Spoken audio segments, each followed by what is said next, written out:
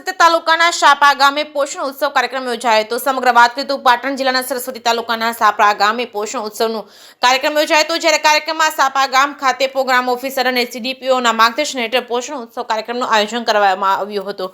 પાટણના સરસ્વતી તાલુકાના શાપરા ગામે પોષણ ઉત્સવ 2024 અંતર્ગત પૌષ્ટિક વાનગી સ્પર્ધા યોજવામાં આવી હતી, જેમાં ટેક હોમ રાશન અને અન મિલેટ્સમાંથી સરગવાનો ઉપયોગ કરી બનતી વિવિધ પ્રકારની વાનગીઓ સ્પર્ધામાં રાખવામાં આવી હતી। રામદેવ પીર મંદિરમાં રાખવામાં આવ્યો હતો। વિવિધ પ્રકારની 40 થી વધુ વાનગીઓ બનાવવામાં આવી હતી, જેમાંથી 3 વાનગીને મિલેટ્સમાંથી પ્રથમ, દ્વિતીય અને તૃતીય નંબર આપવામાં આવ્યા હતા।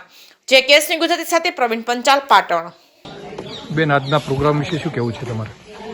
આજનો પ્રોગ્રામ સરસ્વતી તાલુકાના શાપરા મુકામે ત્રીજા કક્ષાનો વાનગી ઉત્સવનો પ્રોગ્રામ યોજાયેલ, જેમાં 100 થી 150 લોકોએ હાજરી આપેલ। આ વાનગી સ્પર્ધામાં 50 જેટલી વાનગીઓ સ્પર્ધામાં મૂકવામાં આવેલ। 25 જેટલી મિલેટ્સની વાનગીઓ હતી અને 25 જેટલી THRમાંથી બનાવેલ વાનગીઓ મૂકવામાં આવેલ।